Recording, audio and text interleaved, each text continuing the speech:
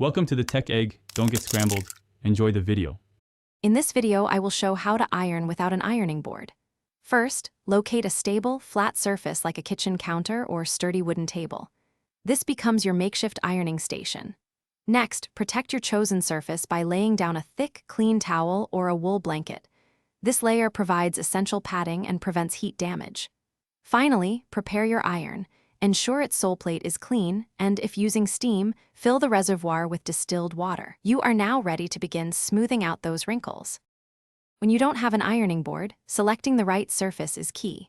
A sturdy wooden table is an excellent choice, providing a firm and stable foundation for pressing your garments. Kitchen counters, particularly granite or quartz, also work wonderfully, but always use a protective layer. For larger items like bed sheets, the floor can be a practical option. Just ensure it is clean and well padded with a thick blanket. Always prioritize a flat, even surface to achieve the best results. To effectively iron without a board, focus on your technique.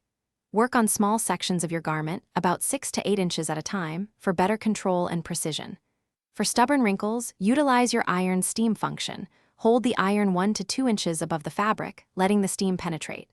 Always iron in straight, even strokes, moving with the fabric's grain. Avoid circular motions, as these can stretch the material and create new creases. Patience and precision are your best allies here. Safety is paramount when ironing, especially without a dedicated board. As soon as you have finished pressing your last item, immediately unplug the iron from the power outlet. This simple step prevents accidental burns or electrical hazards. Allow your freshly ironed garments to cool down completely for at least 5 to 10 minutes before wearing or folding them. This helps set the fabric and prevents new wrinkles. Finally, store your iron safely in an upright position, ensuring the hot sole plate is not touching any surfaces. These steps ensure a smooth, safe experience. Thanks for watching. Consider subscribing if I helped unscramble your problems.